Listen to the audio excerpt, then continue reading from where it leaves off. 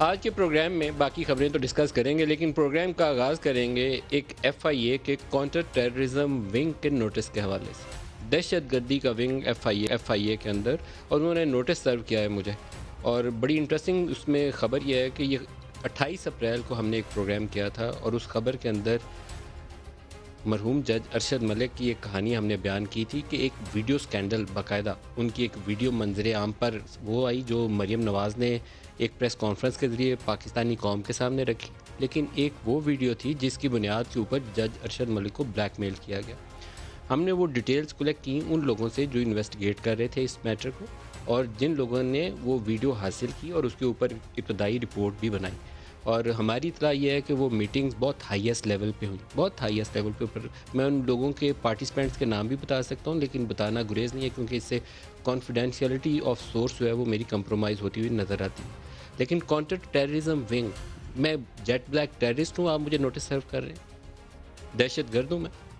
مطلب آپ میں سے بہت سارے لوگ جو ہیں جنہوں نے نوٹس سرو کیا ہے، ان کو شاید اپنی نکر پہننی نہیں آتی ہوگی جب سے یہ 9/11 کے واقعات کے بعد ہم ان ایشوز کے اوپر رپورٹ کرتے ہیں۔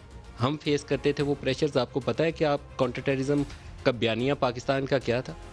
پاکستان میں تو وہ جہادی جو تھے وہ بڑے اونچے درجے کے اوپر فائز ہوا کرتے تھے 9/11 سے پہلے۔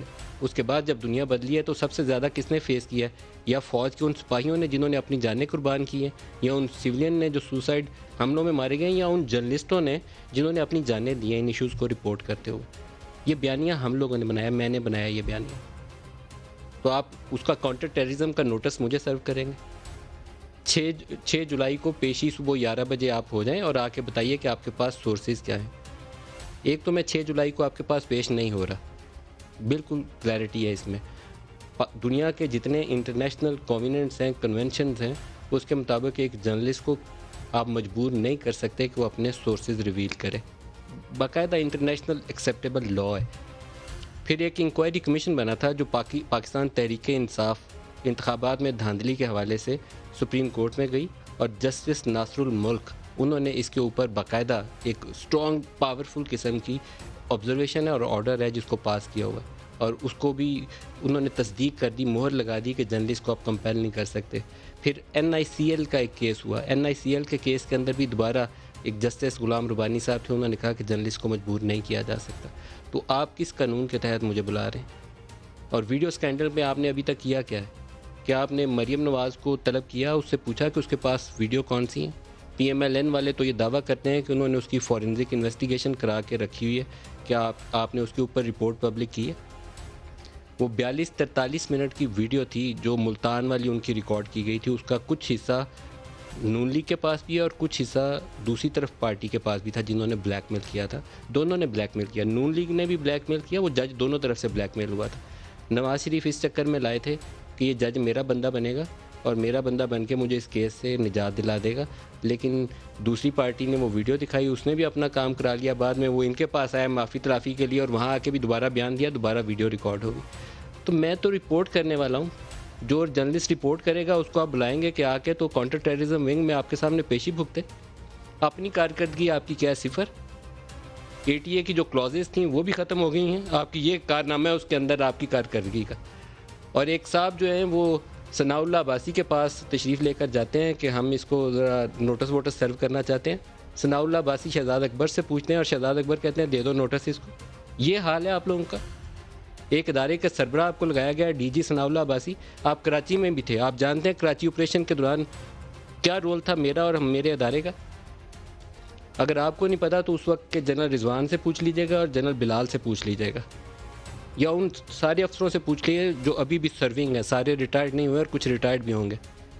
تو مجھے تو نہ آپ کا سرٹیفکیٹ چاہیے اور نہ آپ کی یہ جہالت جو ہے اس کے اوپر مجھے آپ کو جواب دینا ہے۔ کچھ خوف خدا کریں، ہمارے ٹیکس پیئرز کے پیسے، میں ٹیکس دیتا ہوں، جتنی آپ کی سیلری ہے اتنا میں ٹیکس دیتا ہوں، اس سے زیادہ ہر مہینے۔ تو آپ یہ مس یوز کریں گے اتھارٹی کا؟ کانٹر ٹیررزم، میں جیٹ بلیک دہشت گرد ہوں آپ کی نظر میں کہ آپ مجھے بلائیے، طلب کریے اور پکڑ لیجئے۔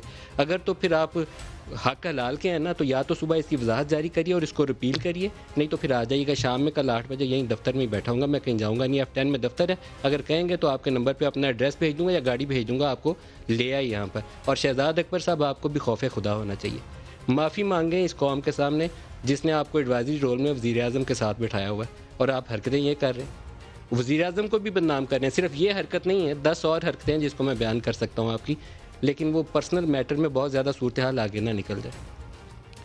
ایک جرنلسٹ کا واقعہ ہو نا تو کہیں جا کے سٹوری ختم ہو جاتی ہے، ایک کے بعد ایک تواتر کے ساتھ واقعات ہیں.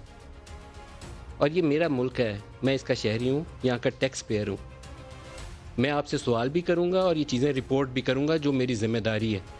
سچائی کے ساتھ کروں گا، آپ سے ڈروں گا بھی نہیں، پورا حق سچ کے ساتھ رپورٹ کروں گا. اگر پچھلے 30 سال کا میرا کیریئر ہے، 30 سال کا، اور اس 30 سال میں اگر میں نے آج تک خیانت نہیں کی ہے، آج تک میں کسی سے مرعوب نہیں ہوا ہوں، کسی نواز شریف سے، کسی زرداری سے، کسی مشرف سے، تو آپ کس کھیت کی مولی ہیں کہ میں آپ کے اس نوٹس سے ڈر جاؤں گا اور یہاں پہ بیٹھ کے جھوٹ بولنا شروع کر دوں گا، یا جو آپ کی من مرضی آئے گی وہ کروں گا.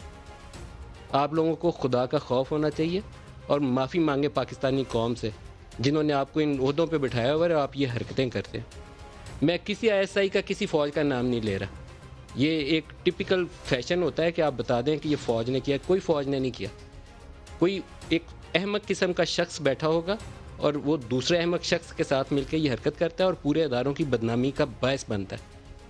کوئی فوج ISI نے یہ میرے خلاف کام نہیں کیا. جنہوں نے کیا ہے میں ان کا نام لے کے آپ کے سامنے بنا رہا ہوں، وہ اس قوم کو جواب دیں. سرکاری افسر ہیں، ملازمت کے اپنے رولز کی، اپنے ڈسپلن کی خلاف ورزی کر رہے ہیں، آپ کے خلاف تادیبی کارروائی کرنی چاہیے. میں چیف جسٹس گلزار صاحب، آپ سپریم کورٹ کے چیف جسٹس ہیں، تعیناتی آپ کی پاکستانی قوم میں سے ہی کی جاتی ہے، تو آپ سے میری درخواست ہے مؤدبانہ، مجھے بہت سارے لیگل میٹرز کا تو نہیں پتہ، لیکن اگر یہ ایک پاکستانی قوم کے فرد کی حیثیت سے میری درخواست ہے آپ سے کہ پبلک انٹرسٹ لیٹیگیشن اگر وہ اپنے کسی فرد کے تحفظ کے لیے نہ استعمال ہو تو اس پبلک انٹرسٹ لیٹیگیشن کا کوئی مقصد نہیں ہے. تو یہ کاؤنٹر ٹیررزم ونگ کا جنہوں نے نوٹس جاری کیا ہے ان کو طلب کریے ان کو اور ان کو سزا دیجیے.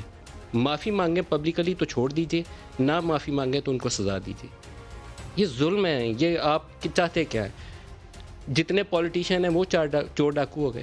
جتنے جج ہیں، یہ جسٹس فائز عیسیٰ والے معاملے کے بعد ان کی فیملیز کے اوپر سکینڈل چھپتے ہیں.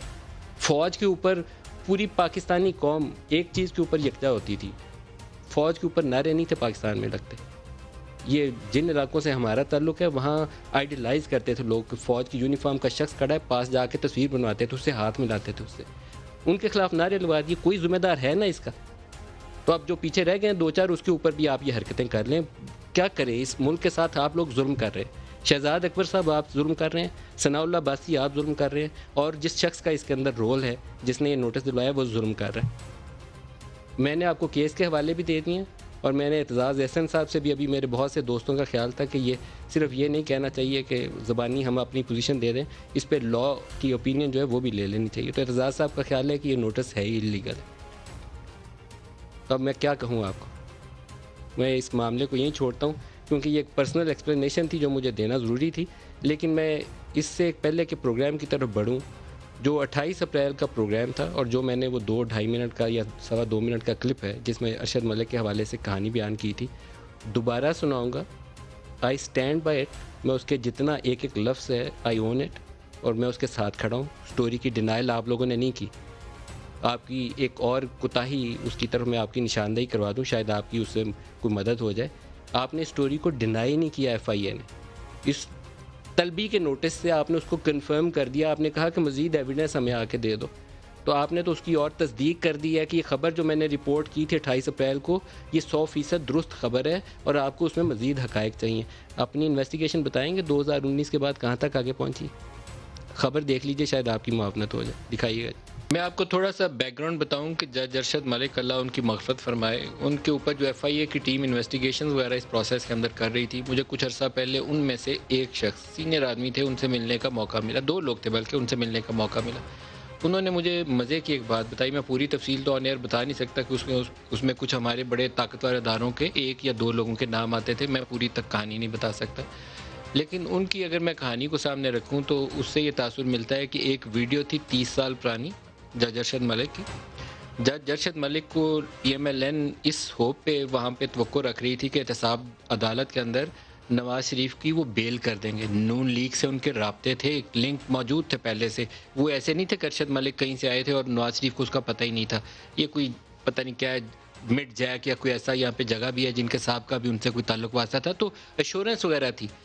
دوسری پارٹی جس کا میں نام نہیں لے رہا، میرے خیال میں بہت سارے لوگ انڈرسٹینڈ کر سکتے ہیں، ان کے ہاتھ میں وہ 30 سال پرانی ویڈیو آ گئی، اور وہ ویڈیو قابل اعتراض ویڈیو تھی، اور اس قابل اعتراض ویڈیو کو 30 سال پہلے جب وہ ملتان میں پوسٹڈ تھے اس وقت ریکارڈ کیا گیا تھا۔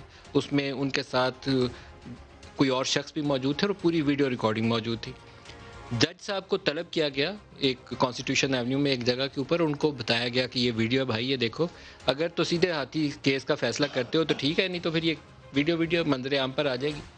ان کو یقین دہانی کرائی کہ تم فیصلہ کرو تو تمہارا کام ہو جائے گا۔ جج گیا، جج نے جا کر ارشد ملک نے فیصلہ سنا دیا، نواز شریف کی نااہلی ہوگی۔ یہ میں جو باتیں انہوں نے سنائی ایز اٹ از میں آپ کو بیان کر رہا ہوں، سچ اور جھوٹ کا وزن ان دونوں لوگوں کے اوپر ہے، بہت ذمہ دار سینئر لوگ تھے۔ پھر یہی video, same video P M L N کے ہاتھ میں آئی، اور پی ایم ایل این میں بھی نواز شریف کے برخورداروں کے ہاتھ میں آئی، اور اس کے بعد وہ ارشد ملک ملنے آتے ہیں نواز شریف سے اور وہ معافی تلافی کرتے ہیں کہ یہ ہو گیا تھا، ویڈیو ان کے ہاتھ میں آ گئی تھی تو میں کیا کرتا۔ اسی ویڈیو کو اس کو بتایا کہ یہ ویڈیو تو ہمارے پاس بھی ہے، تو اس نے پھر پوری کہانی جب سنا رہا تھا کہ مجھے اس طرح بلایا گیا اور میں نے یہ کیا، وہاں اس کی دوبارہ ریکارڈنگ کی گئی، اور وہ ریکارڈنگ جو تھی وہ والی ہے جو وہ ناصر صاحب ہیں جو لندن چلے گئے ہیں، جو بھی ان کا نام ہے، انہوں نے وہاں کی۔